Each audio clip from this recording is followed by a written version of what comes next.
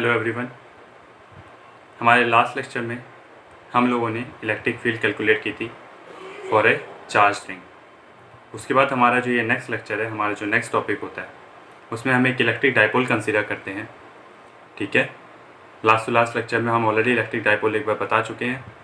अब हम क्या कर रहे हैं, हम इस इलेक्ट्रिक डाइपोल की इलेक्ट्रिक फील्ड नहीं कैलकुलेट कर रहे, बल्कि इस इलेक्ट्रिक डाइपोल को एक एक्सटर्नल सोर्स से जो आने वाली यूनिफॉर्म इलेक्ट्रिक फील्ड के अंदर प्लेस करेंगे। एक एक्सटर्नल इलेक्ट्रिक फील्ड के अंदर प्लेस करेंगे।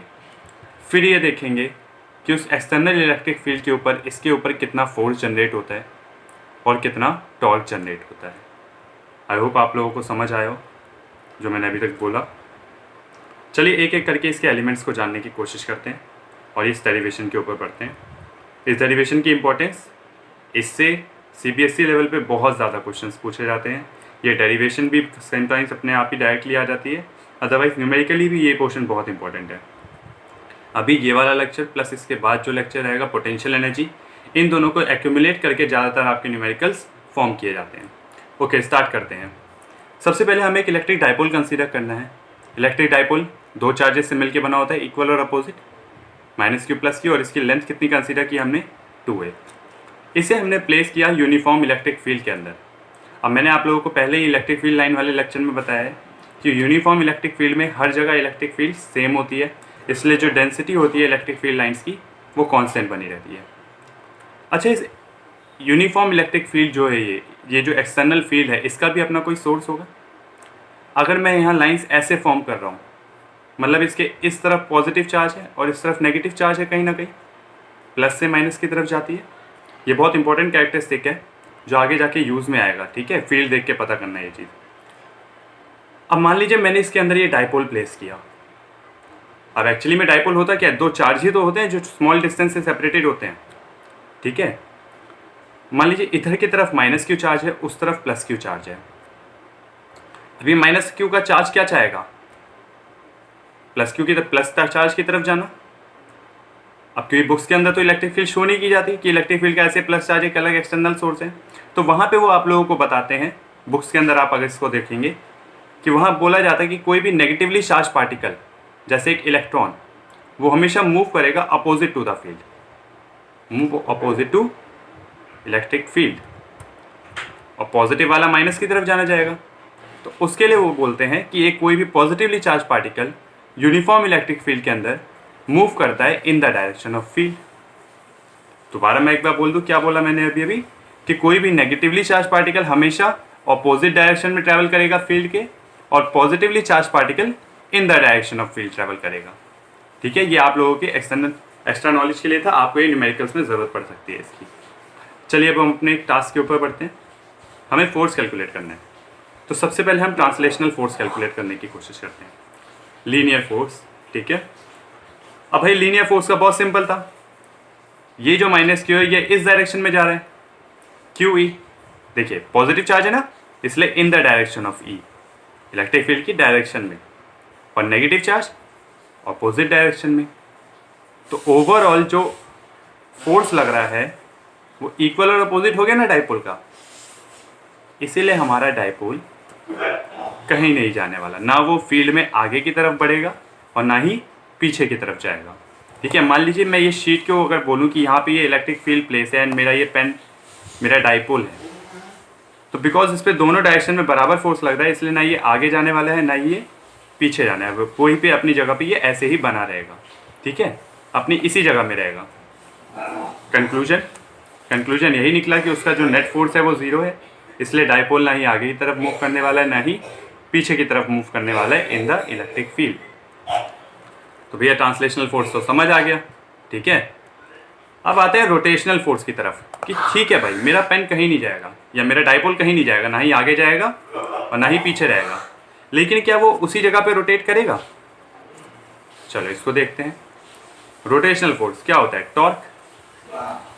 अब भाई इक्वल मैग्नीट्यूड की वजह से वो आगे पीछे तो नहीं गए, लेकिन इस वजह से उन्होंने एक कपल फॉर्म कर लिया। क्या फॉर्म कर लिया, कपल। मेरे ख्याल से आप लोगों ने रोटेशनल चैप्टर के अंदर पढ़ा होगा ये क्लास 11 के अंदर कि कपल क्या होता है, जब इक्वल और अपोजिट फोर्स जब इक्वल फोर्स अपोजिट डायरेक्शन में लग रहे होते तो वो आपस में रोटेट करने लगता है, ऐसे ऐसे रोटेट करने लगता है। ठीक है, this will rotate like this. Okay, तो अब मुझे टॉर्क कैलकुलेट करना है, यही मेरी वैसे मेन डेरिवेशन है। टॉर्क का फॉर्मूला क्या होता है? फोर्स इंटू परपेंडिकुलर डिस्टेंस, ठीक है, फोर्स इंटू में परपेंडिकुलर डिस्टेंस। अब भैया फोर्स क्या है, यहाँ पे हमने कैलकुलेट किया, किसी भी एक चार्ज का ले लो, कितना आएगा? क्यू ही आएगा, नेट फोर्स नहीं है ये, ठीक है। ओके, फोर्स कितना आया? Q he, force of either charge लिख लो चाहे तो आप, force of either charge. Okay, कितना आया? Q E. परपेंडिकुलर डिस्टेंस मतलब इन दोनों के बीच का परपेंडिकुलर डिस्टेंस इलेक्ट्रिक फील्ड के लिए, ये वाला नहीं चाहिए, BC वाला चाहिए। इलेक्ट्रिक फील्ड के परपेंडिकुलर तो यही डिस्टेंस है ना इन दोनों चार्ज के बीच का, मतलब कोई बंदा सामने से देखे तो उनको ये वाला डिस्टेंस दिखेगा। हमें क्या कैलकुलेट करना है? BC। ओके, तो BC हो गया इसका परपेंडिकुलर डिस्टेंस। अब कैसे कैलकुलेट किया जाएगा? बहुत सिंपल है, देखो यहाँ पे मैंने बना के दिखाया भी है, ठीक है।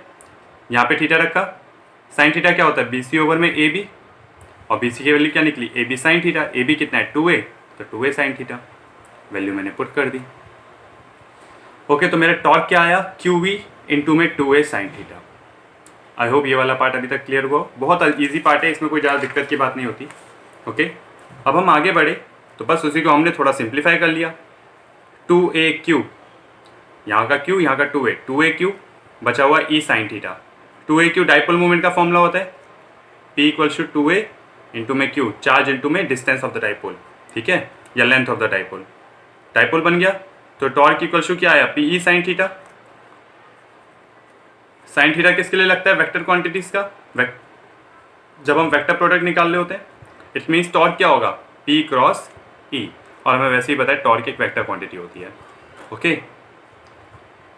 चलिए, अब मैंने आपसे बोला था कि ये अपना डायरेक्टली भी पेपर में पूछा जा सकता है, तो यहाँ तक पूछा जाएगा, या फिर समटाइम्स वो एक नंबर में इस तरीके से पूछ लेते हैं कि बताओ मैक्सिमम टॉर्क कितना हो सकता है। आपने अपनी फील्ड नहीं चेंज की, आपने वही डाइपोल रखा, ठीक है, तो उसके ऊपर मैक्सिमम टॉर्क कब अप्लाई होगा?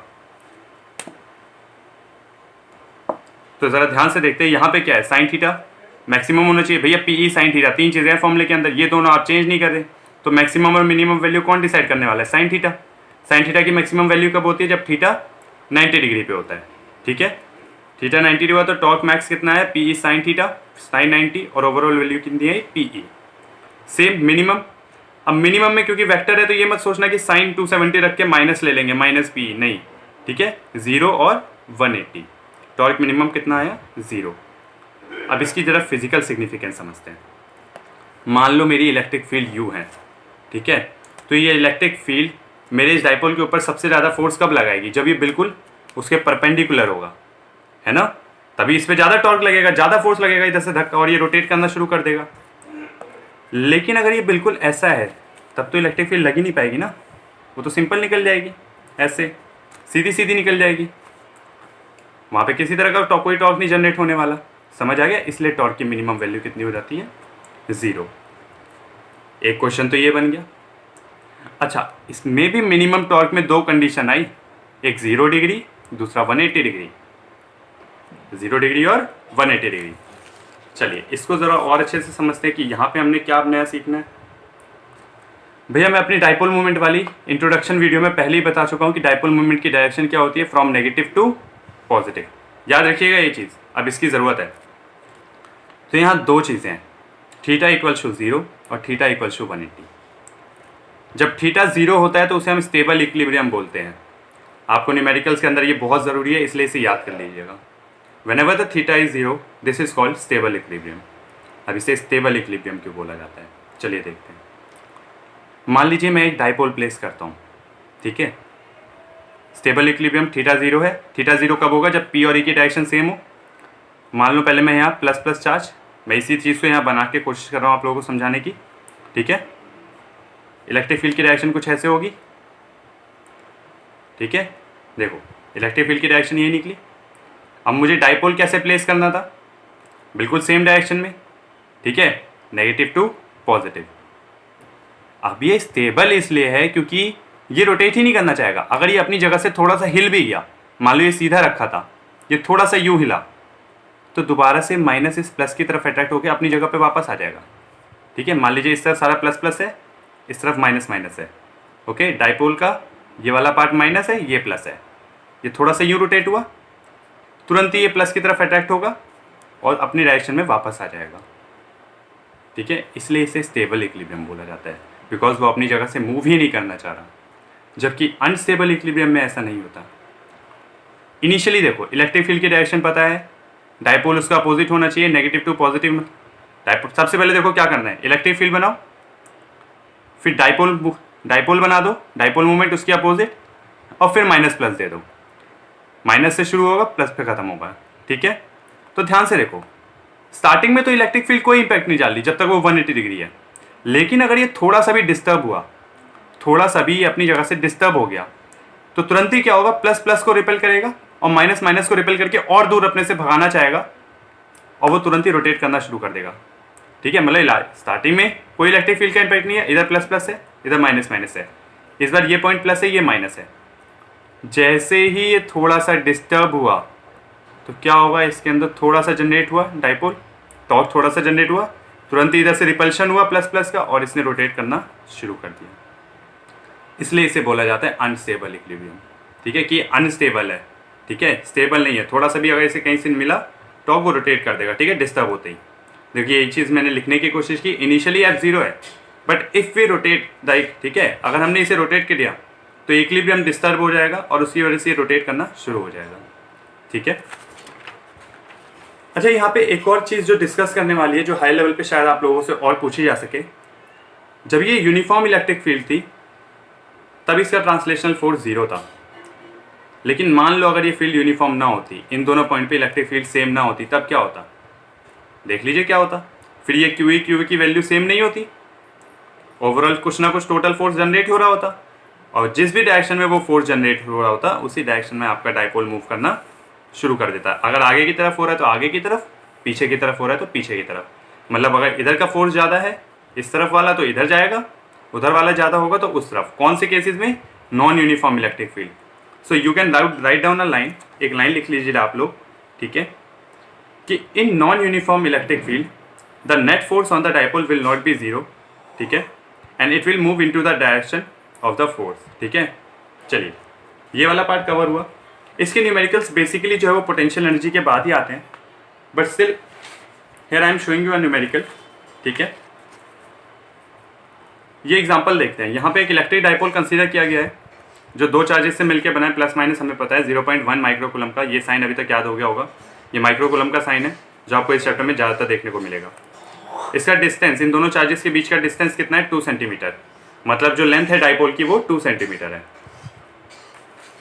आगे आपको बोला गया कि इस डायपोल को एक एक्सटर्नल फील्ड के अंदर आपने प्लेस किया जिसका मैग्नीट्यूड था 10 to the power of 5 newton per coulomb.